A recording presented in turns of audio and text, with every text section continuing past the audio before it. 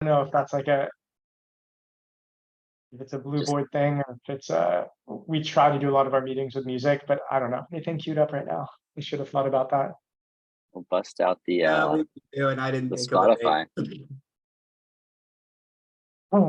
Yeah, we can queue up a song. I love a good anthem song. It's a big part of the culture here. Celebrate wins, customize it. But now we can kind of hang for a minute. We're starting to get people in. We got a few hundred signed up, and it is 1 Eastern sharp. So we'll let folks kind of spill in here. Taylor, no pressure, but if you want to kick us up with an anthem song, you can do it. I don't actually know if I can share audio while like Mari's sharing the screen. So we can do it next time. Next time I'll wait until, or I'll do it earlier. I'll have a better suggestion. I actually Early thought for about getting us started with a little fire. It's starting to be fall here in Tennessee. Just let people enjoy a little relaxing vibes. But all for next time. Yeah, that sounds good. Asia, what's your anthem, your go-to when you need to get pumped up? It's hip hop, Great so it question. would definitely not be appropriate for this forum. I think last good meeting song was "Tadao" by Maceo. Like it just Yeah. has this vibe.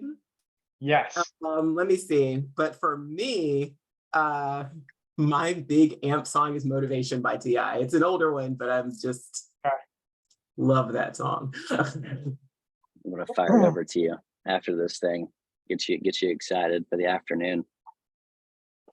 Well, we are a minute into this thing. Let's get us kicked off.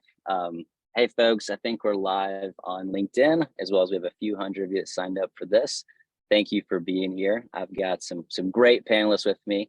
I will be our host, guiding us through the topic of the effect of human emotion on sales performance. We've had a pretty strong showing of interest on this, and there's just been a world of change happening in 2023. So we will get kicked off here with some quick intros. I'll go first. I am Jared Houghton, co-founder and CRO at Ambition.com. We're based in Chattanooga, Tennessee, and we're about 10 years old. Ambition, started as a sales gamification platform. We went through Y Combinator back in winter of 14, and for the last 10 years, we've been building enterprise solutions for coaching and performance management. And thrilled to work with some of the largest sales teams in the world, and T-Mobile, Zoom, ADP, and many more. And I've gotten to know Taylor a little bit over the years, and Asia. We're new to know each other, but very excited to have you both on this webinar. I'll pass it to Taylor. I'll go to you since you're next on the slide for some quick intros, and we'll get going.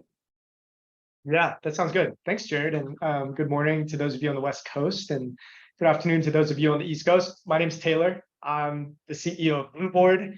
We've been around for about 9 years now, and we are the experiential rewards and incentives company. And the reason that I started the company back in the day is I had a number of sales jobs, and I feel like the incentives and rewards that were used sometimes got me excited, and other times I was like, it's not worth changing what I'm doing to try and earn X, whatever X was. I remember there was a spiff back in the day for like a plasma TV, and it's like I already had a big TV, and I was like, like what? I'm not going to put in the extra effort.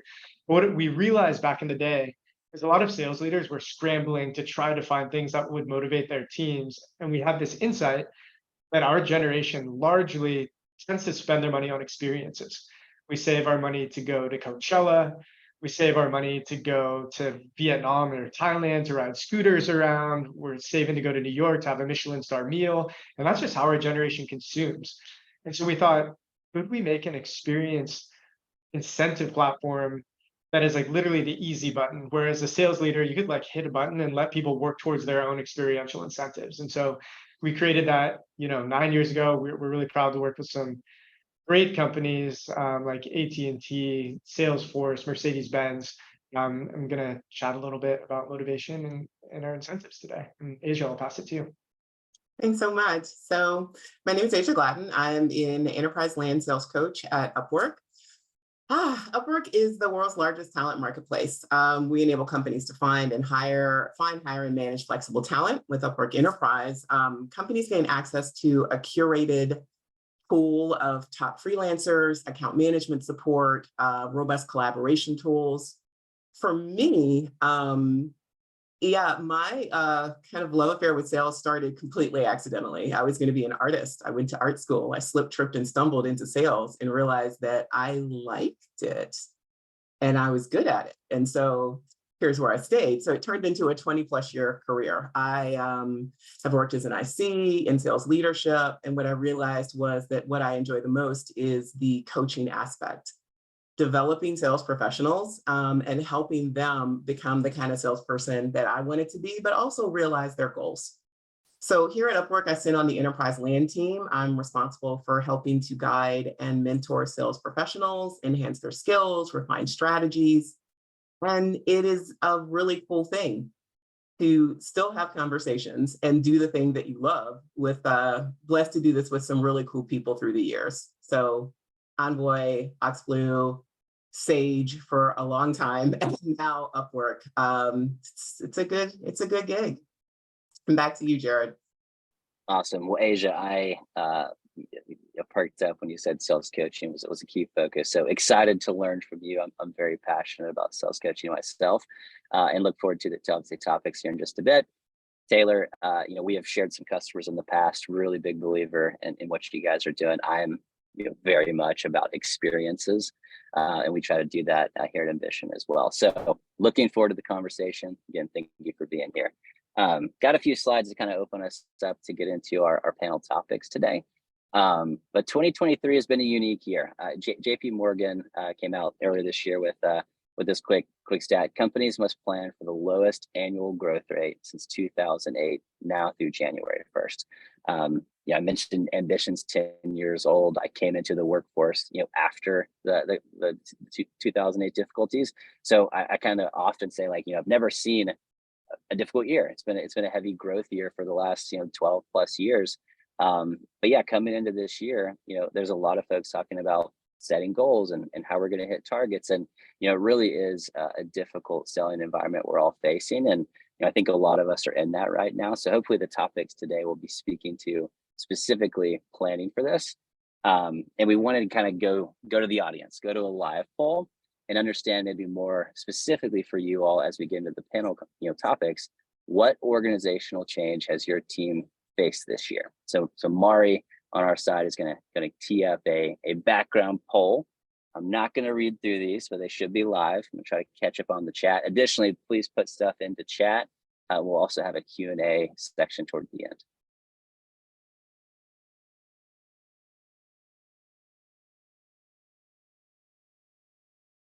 Kind of watching these numbers live as they come through. I think you guys can see it too, but Taylor, Asia, if there's anything specific on this slide you want to speak to, feel free to jump in there.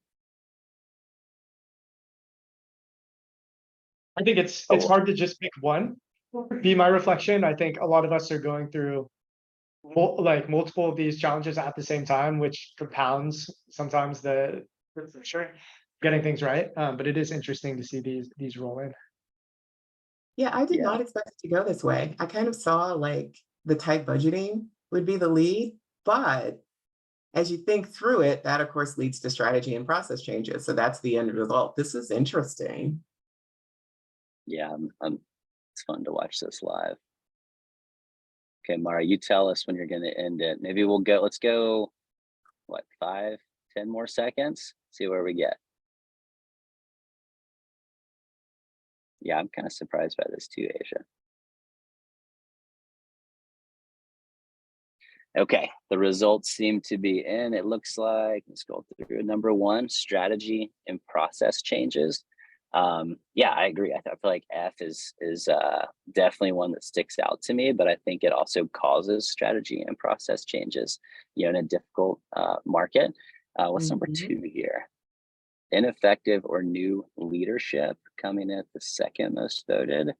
And we'll go with third too. Pains related to org restructure or layoffs. Okay, so keep those top in mind as we continue the conversation. Next out of this. Okay, one thing that I would definitely wanted to hit on, this is something that here at Ambition we talk a lot about, but the Kubler-Ross change curve.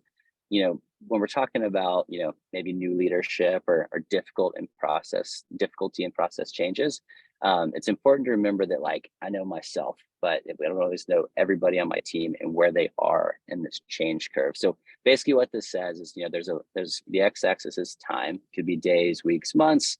And on the y-axis, we have our energy, our confidence, our morale. And everybody kind of navigates change, differently. I won't read through all of them, but I know myself, I often can be like shocked, like, oh man, why is this thing happening? What are we going to do?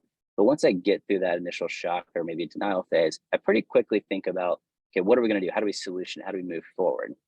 I think the key for the folks on this call, I might get to acceptance rather quickly. And Asia, Taylor, feel free to chime in on maybe where you all are, but I try to keep this in mind with my team, whatever it is we're going through, whatever challenges we're dealing with, that not everybody is on the same time horizon as myself. And it's important to, check in with individuals, check in with teams, and acknowledge that this, change curve is real and it exists as we deal with, different things coming at us, maybe specific to some of the 2023 challenges we're talking about. I think that's such a good call out, Jared, because well, first, thanks to the group for teeing us up on the change curve, since change is number one. But yeah, I think it's so important as leaders and coaches that we realize that this exists, that everyone is not going to go straight to acceptance, or when we made these decisions, put a lot of thought into it on the back end. It's the individual's first time seeing this. And so we have to give them that voice, that expressing some of these emotions, denial, anger, depression, doesn't mean your glass half full, doesn't mean you're not on board with whatever the change is. You just have to go through these motions to get to the other side. I was big on a little anger and depression and moving straight to the experimental phase. Okay, what can we do? But everyone doesn't follow the same, they follow the same curve, but not at the same rate. Right. Yeah. Right. The phases. Go ahead, Taylor. Hey, Joe, I was going to add to the fact that, like, as leaders, you could pull off a very well executed change. And I used to think that, hey, if we do a perfect job as a leadership team with the strategy, with the rollout, that maybe somehow we could skip this process. And like what I've learned is there's no skipping it. And that was, I think that was a really like good learning. It's just like Asia said, it's like people go through it at different, different speeds, and there's really no way to shortcut it. So just being aware that people will react to change in this way pretty consistently has been a big learning for me. Yeah, it's definitely been a huge thing for me. And I'll even use this occasionally with, peers on leadership team or individuals, be like, hey, where are we? Like, how are we doing? And they may be like, hey, I'm still upset about this, or, we're good. I'm working through this process and, we're kind of past it and we're moving past. But it doesn't mean, the person on the other side is going to be in the exact same space as you. So, leaders on this call, just, think about change, think about how it's impacting the team, and understand that there is a cycle and everybody kind of reacts to it differently. Okay, now to kind of the meat of the conversation. We've pulled out 3 leadership pressures in sales right now. And ultimately, I've got the pros, Asia and Taylor, to kind of talk us through, some strategies that they've deployed and that they work with companies on to lead to results. So our first challenge is deals aren't closing. I've heard that a lot from there's the market in general. It doesn't mean they aren't closing, but maybe they're longer sales cycles. I've heard enterprise cycles going out, additional quarter very often. So it is a difficult selling environment. And according to the RevOps Co-op, 2/3 of companies have not been hitting their targets. So 66% of people struggling to hit their targets. Taylor, Asia, although one of you guys jump in here, but what coaching and guidance do you guys think about when it comes to the challenge of difficulty and maybe closing deals specifically in 2023? Yeah, I can jump in here quickly. I think, and it speaks to the results of the poll, when things aren't working, the uncomfortable truth is you really do have to change what you're doing. And I think that's one of the most difficult things about, for us, it's been about 9 months. It's been a challenging year, especially on the new sales side. And I think when thinking about the teams and the people that we work with, at the end of the day, if you want to drive change, you need to motivate or incentivize people to make changes and to be on board. And what we specialize in and what we work with a lot of customers on is, what rewards do you use? What tactics do you use to motivate or incentivize people to make changes? And what our data has shown us is that you can absolutely increase people's motivation and likelihood to adopt change if you choose rewards and incentives that have high perceived value. And that's sort of the shtick for our whole company. Because yeah, the truth of it is, like, companies absolutely benefit if they choose the rewards and incentives that are most likely to drive change. And I think it's a tool in our toolbox as leaders that sometimes can be misunderstood, or sometimes maybe isn't as adopted as strategically as it could. But yeah, I think that's been a big learning, is that people are humans and people don't like change, right? So what can we do to make it easier for people to want to change? Angel, I can throw it to you. Actually, there's a question. What has been your favorite reward or incentive you've earned, sales friends? So I think that's a natural one for you, Taylor. But for Yeah, me, incentives, it's interesting. They motivated me, but I was that really weird seller that competed with myself. And so I think that our company could have used a Blueboard, because a lot of times I didn't even know what the contests were. It used to drive my manager nuts. Like, he'd show up with the sign out sheet and I'd go, oh wait, there was a contest, cool, money, thanks. But I think for me, a favorite awards are trips and experiences. So I think they're right on board. Something that I can spend it and it's gone, but a memory I'm going to have forever. I'm going to have those pictures. I'm going to have those conversations. I'm going to have that drink story. I think as far as motivating with companies not hitting their targets, it's really, really important to celebrate the things that we do. Maybe the win isn't the target. Maybe the win is meetings. Maybe we look at the target a little bit differently. And again, that human element, we recognize that people are going to be frustrated. Nice. People are going to be frustrated. Like, they're used to a very clear-cut sale, and now it's a lot different. That reason has to be rock solid and airtight.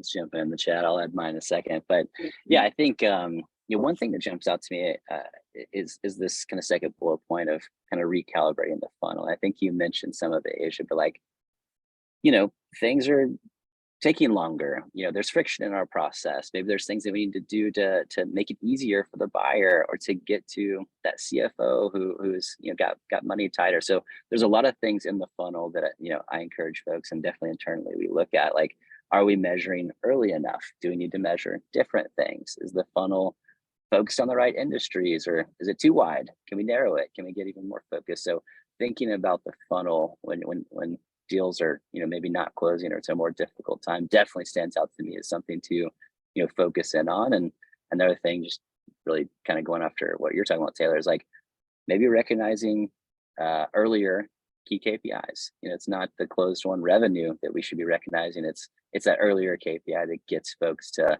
close won revenue eventually, especially in a more difficult market. And I was actually typing up in the chat, we do a billboard contest here. So like, I'm all about experiences, and like, yes, getting cash is great, but one of our most successful contests, speaking to your world, Taylor, is the billboard contest. So the winner gets a billboard in their hometown for a month of whatever they want. So like, but the rule is their face has to be involved. And it's been a pretty cool contest that I've seen a lot of people adopt. That's a solid one. No, I'm sorry, I'm gobsmacked by how cool that is. I just had to shout that out. I want a billboard too, Dwayne. It's actually not terribly expensive, and it's a great way to get people excited. Getting a billboard in their hometown, or like people like, wait, what's Taylor doing up there? What's Asia doing up there? It's a good story. I want to circle back to that first one as well, with AI killing the human part of the appeal of sales. Because I think it speaks directly to what you're talking about with recalibrating the funnel and thinking about things a little bit differently in your process. I don't think AI is killing sales. You know what I mean? I think it's actually kind of transforming the landscape. And it speaks directly to this for me, because it's a huge opportunity to automate tasks and provide insights and make the process a bit easier. So as your sales reps are working with limited limited resources, or sometimes more limited resources, they're able to actually enhance productivity and actually use it to complement the human element in sales. So I think that's a tool too that could really help here that we may be underutilizing quite a bit. I would agree with you. I think AI is absolutely in a hype cycle. I think a more real one than ever. And I think there's some really unique ways to make it, superpower humans. And I think at the end of the day, people buy from humans, and that's a critical part about what makes us all wonderful at our jobs. I think AI can really power that. You probably heard the Tony Stark Iron Man analogy before, but I think it is a suit and armor to make us even better at selling. And again, I think iterate's the right word. Like, how are you using it? How do you enable your teams, coach your teams to, use different technologies to make them better at the profession of sales? Huge comic book nerd here, Jared. We are now officially besties. So thanks. Well, I can't take credit. I've heard that from others in the past, but I do think it's a wonderful analogy that, AI and technology in general are just great means to make us even more effective at our jobs. Yeah, and last thing that I'd add on the AI front is I think people are going to be much more important because just like Asia, you were saying, just like the pure amount of like output of some of these systems is crazy, and all of us that are on the receiving ends of emails like that, of messages on LinkedIn, like just the pure quantity of content it could vary all of us. But when people take the time to truly personalize, and you can tell that they actually spent the time to craft it, it really does stick out above all of the noise. And yeah, for that reason, I think that people are going to be even more important to just like getting that last edge to stick out from all the noise.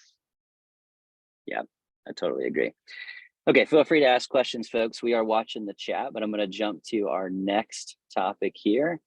And this is one I think is, been definitely pretty prevalent, certainly in the technology space this year. But challenge number 2, post-RIF performance. Leadership pressures. A Harvard Business Review study found that a layoff affecting 1% of the workforce leads to a 31% increase in the rate of voluntary turnover. I think we've seen a lot more large companies out there even doing greater than 1% reductions in 2023. And to see the stat of 31%, 3 in 10, thinking about voluntary turnover, certainly a pretty staggering thing for leaderships to be aware of. So, if you've been impacted by this, Asia, Taylor, what coaching and guidance do you all have for the audience, for leadership on here, on maybe how to work with their teams through the post-RIF performance change? I think that here again, our change curve is a critical thing. I think, as we said here, we have to realize that being a survivor has emotion, right? Being a survivor is a thing. So we need to kind of enable our teams to move through that process. We have to leave them again, give them a voice, let them speak and get it out. I love the emulating bigger companies. That's a huge part of what we do at Upwork. Like, we enable somewhat smaller companies to scale up or down dramatically using contingent talent. So using whatever you can in a cost-efficient way to develop departments, new strategies, and that sort of thing, using talent that you can pull in and let go, I think is a really effective strategy here. Yeah, I definitely agree. Sorry, Taylor, but I think that survivor topic is definitely something that people feel in a reduction, and something that you need to always remind folks and be transparent about, of like, hey, here's why this happened, and this is why and how it's gonna be okay going forward. But certainly something, I think, Asia, to your point, going back to the change curve, that we all have to acknowledge as a real belief that folks can have after something like a reduction in force. Taylor, I cut you off. Totally fine. I was going to yes and we had to do a riff earlier this year, and I think one of the things that I've learned is just creating space for conversations, creating space for feedback, and I think also the idea of just being very transparent and living in reality. And the reason I say that is I think in the past, like pre-COVID, you could get away as a leader just saying like, hey, don't even worry about it. Let's just get back to work. But after the last 3 years, like people have a way higher bar for authenticity and transparency. And I think we need to see that and we need to operate within that world. I also think moments like this in a company's life cycle are a really great time to reaffirm, who we are, where are we going, how are we going to get there. Um, I love the last point on realigning the mission or reaffirming the why we're all here. I think that's really important. And then you tell people like, hey, this is where we're going, this is how we're going to get there. And that clarity will be a forcing function because some people are going to rise up and say, cool, I'm down for this. And other people are going to say, that's probably not quite right for me. And when I think you're clear about where the company's going and people leave, I actually think that's a positive thing because whoever you have still on board knows what they're in for and they're going to be rowing in the same direction. And so, yeah, I think making sure there's a high degree of transparency and clarity are the most important things. One of the learnings I had though is like that is way easier said than done, right? Like rallying people around like the go forward plan. My COO always tells me like you have to tell someone something 7 times before they remember it. And I sort of used to poo-poo that advice and be like, like we said it 3 times in an all hands. It's like 3 times isn't enough, right? We would still have questions around, but like, what's the strategy? Why are we emphasizing this product? And like, I at times would find it a little bit agonizing because we spend a lot of time on our comms and trying to make sure people are aligned. And what I've learned is like, you can never sort of beat the drum and share the message enough times. The more you do it, the more aligned people are going to be. Um, and yeah, that was definitely one of my biggest learnings throughout this past year. That is so Yeah, true, Taylor. It has to be in every element. Like it starts with the top, it drifts down into leadership, it's in all your communication, it's something that you're constantly happening. And it really does increase the adaptability within the team or the organization when you're able to be transparent consistently. That is so true. yeah. I mean, everything you said, Taylor, I agree with. But yeah, 7 times, 7 different ways is something that we talk about, and it can seem like this is too much, but it's not really ever too much. And the other thing, just kind of going back to that change curve, is like the difficulty of being a leader is you have that information weeks, months, in advance, and you're able to get here, but the first time they're here and the second time they're here. So like just being repetitive throughout that and understand that people, don't have all the information that you do, and you can't say it enough of why we're doing and where we're going. And I kind of plus one the why and the mission and transparency, like good, better, ugly. What's going on? How are we working through this? How are we thinking about problems? How are we thinking about opportunities and making sure people are aligned to that why? Someone said it in the chat, I think it was Dwayne, but the why is so important, and realigning to the mission, I'd say, is a critical part of a difficult thing like a reduction in force on rallying the troops and making sure people understand where we're going, why we're going, and that they're each kind of working through that at a different pace. I would say like our job as leaders as we work through those difficult things is we need to do what we can to build momentum with our squads. And one thing that we did earlier this year is we brought people back into the office 3 days a week. People were not wild about that decision. Pre-COVID, we had an amazing, I'd say like sales culture of like ringing the gong. It was loud, there was energy. And when we got back into the office, it was really clear that there was like a new guard and new people we had hired, and like that like type of momentum hadn't been built. And so like one of the very simple things we did is like every time an SDR books a meeting, we're ringing the hell out of that gong, right? And we're gonna build this momentum from sounds, from chatter.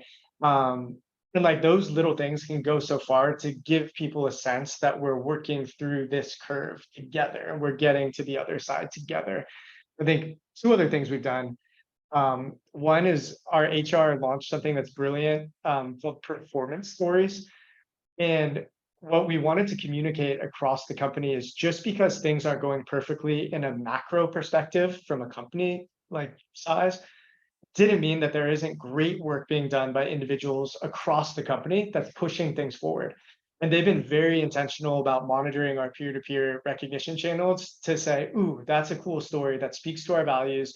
And at the next all hands on Friday, we're going to elevate someone to talk about this performance story, to talk specifically about what someone did, push things forward. And that helps people see like, okay, cool. It's not like everyone is just like stagnant right now. There's a lot of people going above and beyond, and creating that visibility helps create a shared language and culture around what performance means at our company.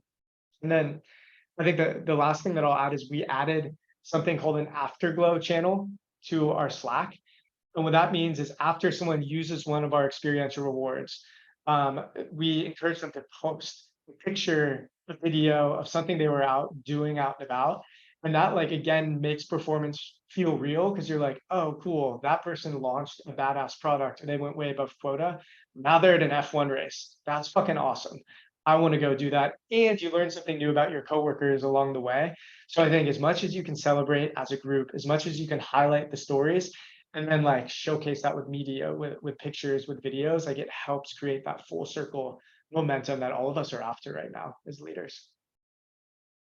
I think that's so great. Like with Upwork, for example, we're very hybrid. So they're headquartered in San Francisco. The bulk of the Upwork folks are in Chicago. So there's a huge office in Chicago. And then there's folks like myself on the East Coast and overseas.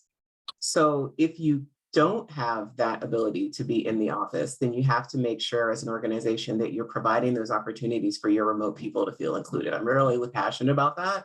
Been remote for the past couple of years, and I've seen companies do it really well and companies not so great. But yeah, like for example, this week I got a candle making kit and I have a drink making kit coming because 2 of our diversity groups have separate in-person / remote events. So I think, and then the Slack channels and providing those opportunities on both ends are hugely important as well.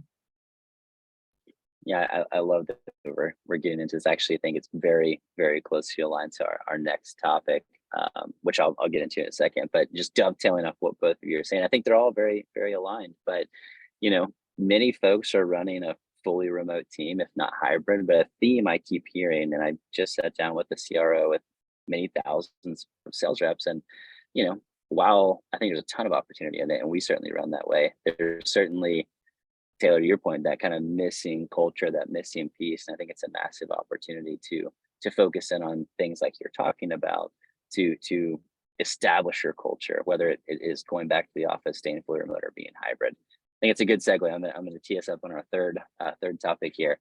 The industry is evolving.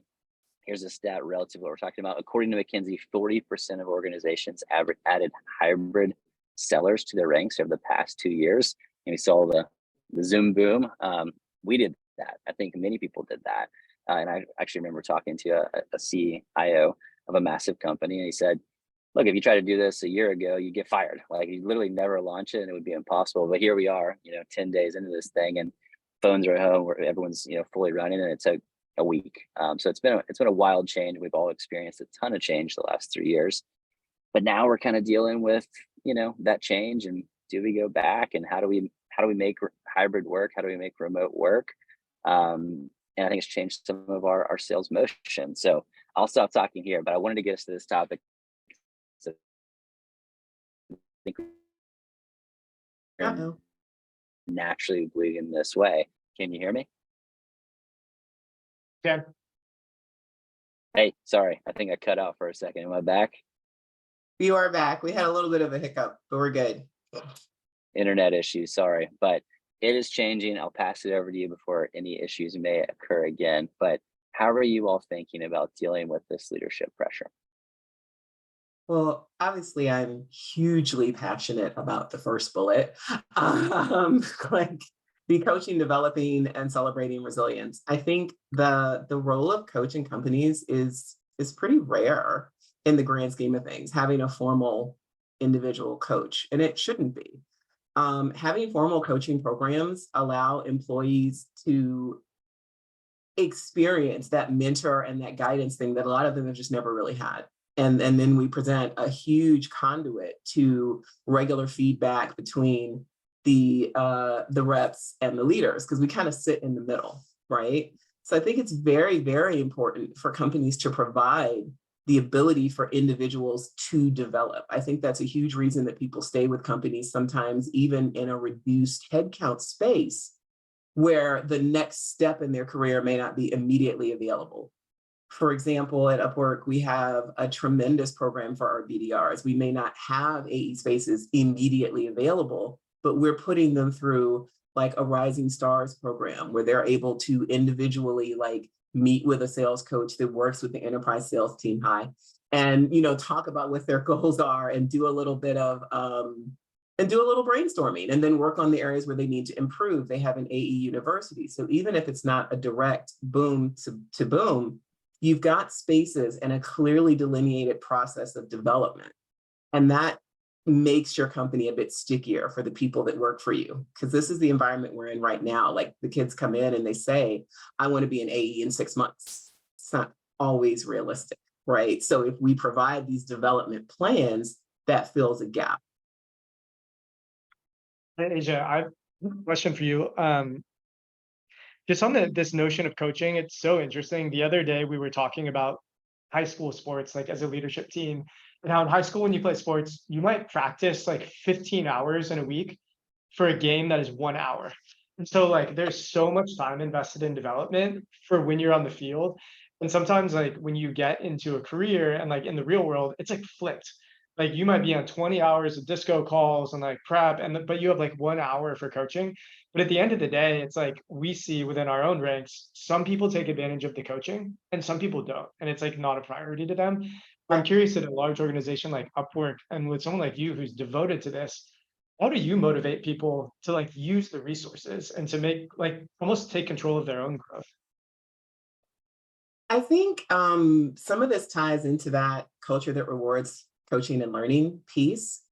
You've got to celebrate success. As salespeople, we are very numbers driven. We have a goal and we're focused on that goal. And sometimes coaching is seen as something outside of that. So people that are being coached and having success, you've got to shout that out. You've got to thank and directly tie that to coaching. And the other piece of it is some people just aren't going to get it.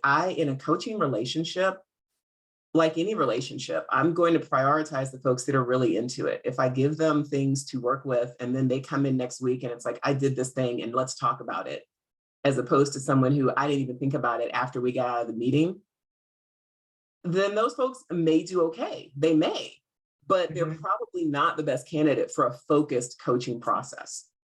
So I think to answer your question, Taylor, it's directly tying the coaching to the win. I had a coach when I was working with replays, or a person Slack me and say, I use what you did in my next sales call, and it was one of the better calls that I've ever had. I got so much information. And we took that story and we plastered it everywhere in the company chain. Do you know what I mean? Not so much to make me look great, but this is what coaching does for you. It's just like sports. You don't practice until you get it right. You practice until you literally can't get it wrong. Stole that from my leader, by the way. Malia, if you're watching, you're great. We'll save it for sure. Either way, hopefully my internet's okay. Sorry about that. But there's a quote I love. As nobody wants a boss, everybody wants a coach. And I love, you talk about, Taylor, like sports. I love sports. I love grouping into teams. I try to do that with our team. Sales and winning as a company, in my mind, is a team sport. But both of you kind of hit on coaching, and I would encourage anyone listening that's in a leadership role, and I think some chats are going off in there about folks that are, but like coaching is the number one thing I think that we can do in this hybrid world.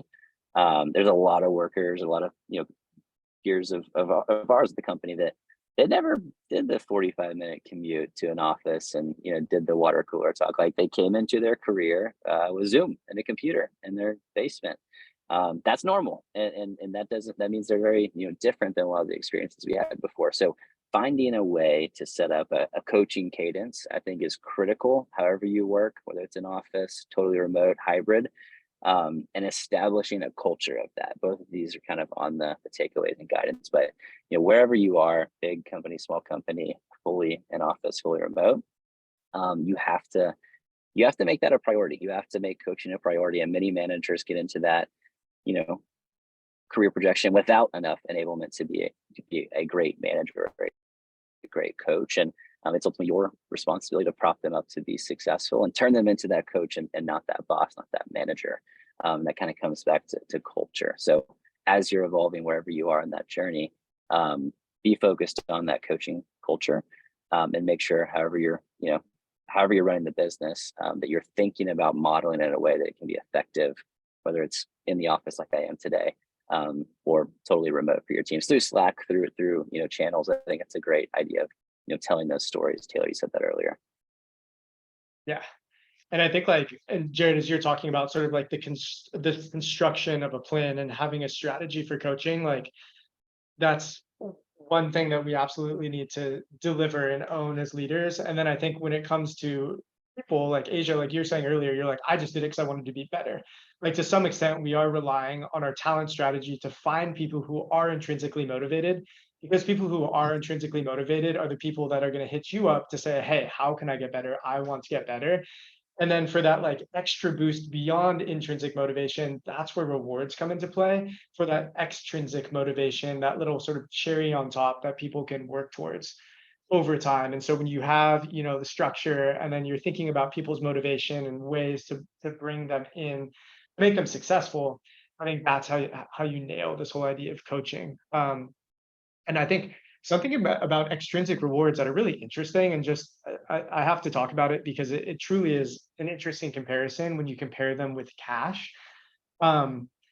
People, I'd say a good comp plan is table stakes. So your cash comp needs to be solid before you even start thinking about rewards and incentives. So I just want to get that out of the way. But I did want to talk about the difference in sort of reinforcing change and or loyalty when you use experiential rewards, because we found this in our data across over 550 clients. It's pretty interesting. So let's say you do some type of incentive or spiff, and it's a $5,000 cash reward. It's going to be deposited with that person that day. Absolutely, in that moment when that rep hits that achievement, they're going to feel great about it, right? But it will disappear into their paycheck. And so if someone on, we're all on LinkedIn, we get hit up by recruiters all the time. If a recruiter hits up your top performer on LinkedIn the next week, will that $5,000 have any influence in them taking or not taking the call? And usually what we find for people is not really. It disappeared in my bank account. I earned it, but I'm still going to go take that call. And so we juxtapose that and we say, let's run an alternative scenario. Let's say you buy our James Bond experience. Just fun to talk about this one. You get a tux or an evening gown. You get to jump out of a plane. We have an Aston Martin waiting for you on the runway. And then you learn to make the perfect martini that night with a famous bartender. It's a very cool thing. Coincidentally, it also costs roughly $5,000. So let's say someone goes to do that James Bond experience. They're going to post about it. They're going to tell their coworkers. They're going to post on Slack. They're going to tell their friends and family. It's going to become part of their identity that they won that spiff and they got to do cool shit because of their company. When a recruiter hits them up the next week on LinkedIn, do you think that person is going to be less likely to take the call? And the answer is yes. People will be less likely to take that call because they feel the connection to their company. The thing that's tough about this, none of this is a silver bullet, right? We're not trying to say, no, that person will never leave. No, they will never take it. They won't take a call. That's not realistic. But we do live in a subtle world of nudges. And everything that we're trying to do from a coaching perspective, from a rewarding perspective, is just to nudge people towards performing, towards improving, towards staying here and reaching their full potential at this company, because we invest in them and do that. And so I hope that's just an interesting thought experiment for y'all as you think about, how do I motivate my reps? That is a clear example on how experiences can very much have an impact on how people perceive the company and how can drive them to reach greater levels of performance. So powerful. That is so powerful, Taylor. Seriously. And that's what people want. They want to be seen. They want to be seen by their companies as individuals. You're thinking about me. That's huge. Totally. And we spend so much time at work with everyone that we work with, right? And so it's like when you as a leader, like the biggest thing in our industry of incentives, like as a category, it's over $10 billion is gift cards. Sales leaders in the United States spend over $10 billion a year on gift cards for their employees. You know who gives you a gift card? It's your aunt or uncle that you see one time a year that knows nothing about you. It doesn't And know we spend you. 2,000 hours a year with the people we work with. Like our manager, like you know your people in a really deep way. And if you can showcase that, like you'd be blown away at the loyalty that that builds over time. Massive proponent for everything you're saying. Big on experiences and non just cash rewards. We have a funny blog somewhere about not your grandma's incentive contest, which is a gift card, and we're all about experiences, thus the billboard and others that we do here at Ambition. So we are getting towards the end of this thing. Want to make sure we've got more time for Q&A. Feel free to put questions in. We've got one more slide, then we'll take some live. But a few themes, a few takeaways I think we talked about. And Asia, Taylor, jump on these as I go through them. But through multiple of these, we talked a lot about creating a culture of coaching and how to do that, and how it looks different maybe for in an office versus a hybrid world. But those that are creating a culture of coaching, I think will set themselves apart, both on your retention of talent, but also your speed to ramp. Thinking about Taylor's example of high school sports, like we must invest in our people. We must build a culture of coaching, especially in a hybrid world, to maximize, I think, a difficult selling environment. Another one, Taylor, maybe I'll just let you speak to this, but tie memories to achievement. I think that's a critical thing. We talked about some ways you could do that, but Taylor, do you want to add anything on the memories? I know you just did that quite a bit with the last one. I mean, I just think I would encourage people to consider the power of getting people out and about to do things that they care about right after they've achieved something. So a lot of times in life, we go to do things like people go to the Taylor Swift concert and it like becomes something that's part of them. But most people just do that on their own because they want to go do that. Imagine how powerful if every time someone like thought about the Taylor Swift concert, they're like, oh, and I did that because I like hit 120% of quota that quarter. I want to go do that again and again and again.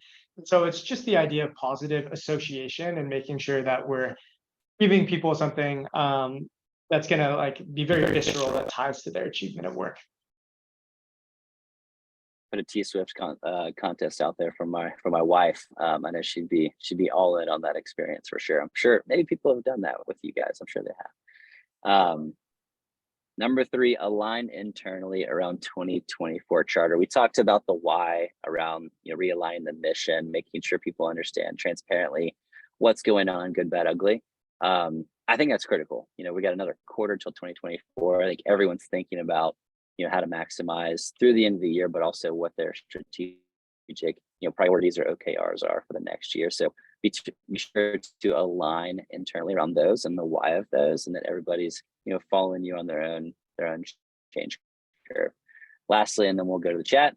Test, try, evolve, iterate to close business. We talked about looking at the funnel differently, measuring different KPIs, a number of different things we can do to change our process or move deals faster. So be creative, iterate on the process, and team, anything to add here, Asia, Taylor, as we go to the chat or go to the Q&A on the next slide? I would just add, like, keep at it. I think it's a tough time right now. On the B side, like we see signs of things easing up and things are starting to move, and some of what we're seeing is also creating that momentum. But I think all of us are in this together. There's a lot of companies trying to figure out what is working right now, and I think just know that as long as you keep trying new things, coaching people along the way, like you're going to be able to work through it. And so to just make sure that you don't feel alone or complacent, because a lot of us are going through the same challenges right now. Absolutely. The things that stood out to me are align and evolve. Super important that we have all the teams with the same message, pulling in the same direction with the same mission of what the company does going into a new fiscal, because I've seen it both ways. And then on the evolve, fail fast. Sometimes the things that we think are the right thing don't work. We need to recognize that quickly and shift equally as quickly. But these are great takeaways. I was catching up on the chat. Dwayne, I absolutely love the write a song for the team. You should totally do that. Or you are doing that. Hopefully you hit the goal. But once upon a time, I put a spiff out there for whoever won the contest. I did could live cut any haircut they wanted into my head. Actually, my wife did it on their guidance on an all hands Zoom call in the pandemic, and that was a hit. It wasn't great for my head for a couple of weeks. I think I kept it for 2 weeks, but it definitely got the team excited. And I find, leader, self-deprecation, certainly a great motivator for the team. So it seems like you got them engaged. So it's a good job. Experiences, Taylor. They're great ones. I don't see a lot of questions coming through. Again, like pump them in if you got them, but this has been a lot of fun. Asia, Taylor, thank you for joining. I got one more slide. If you're in Nashville or want to be, Taylor, I don't know if you're coming, but Blueboard is going to be a part of our conference in 1 month. There's no better time to be in the great city of Nashville than in the fall. So a month from now, October 24th, check out ambition.com/peak. We'll talk more about, some of this coaching stuff that came up. This is our sales coaching summit. And we've got some great speakers, some great customers joining us, and would welcome you to join us in Nashville. Asia, Taylor, you guys definitely should come as well. Thank you. This has been wonderful. I appreciate y'all's time. Gonna check the chat one more time and see if anything's coming across. Great. Yeah, we have some questions coming in. So the first question from Lisa, Jared, I'll just read it to you and then you can weigh in or I can weigh in as well. But her question is, how do we keep goals realistic? Lots of pressure from leadership to raise goals for 2024, but we're having trouble making goals as is. I can weigh in. Asia, did you want to go first?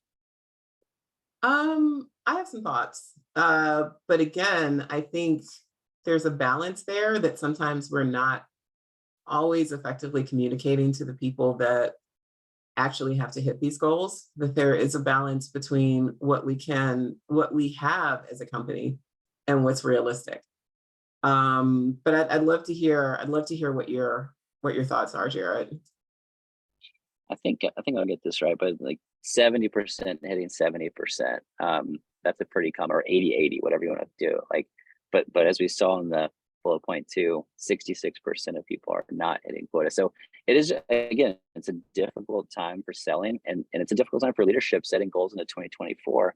So I don't have a perfect answer for you, Lisa, but I think, I'd look at quota attainment, I'd look at the challenges you're facing, and I definitely would try to make sure leadership is aware of what's going on and being very practical in your goal setting, because setting goals that are not going to be achievable are going to lead us to more of the difficulties we're talking about on this call. So I would be a vocal voice and make sure you're telling the story of your team or teams, and how your team's doing today. And I think 70% hitting 70% or more is a very easy way to kind of look at that and hopefully do better. But I think that's a good baseline that should be attainable with goals set by your team. You got one more. Any suggestions of ways to obtain sales coaching for a small sales team on a cash-strapped nonprofit?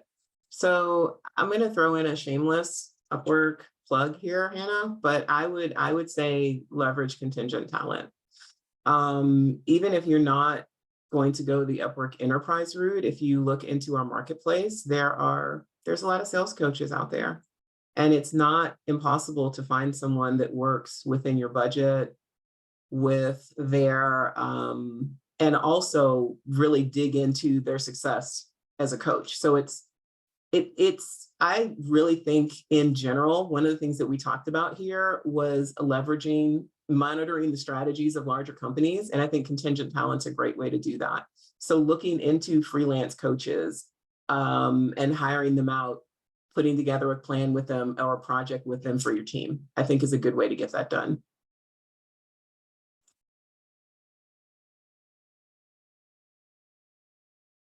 Yeah, I think that's a great suggestion. The other thing we do this as a platform, but I think just building the coaching template, if you will. You can use Google Docs or like OneNote or whatever you're using, and just being consistent in the conversation with your leaders. Like if you just start with, hey, we're going to have a weekly or bi-weekly conversation, and this is what we're going to talk about every week, and never missing it no matter what. Like take the easy steps, and I think it's really impactful when you're in a hybrid world for sure, where it's pretty easy to have a busy calendar and a busy Zoom and miss those one-on-one development coaching conversations.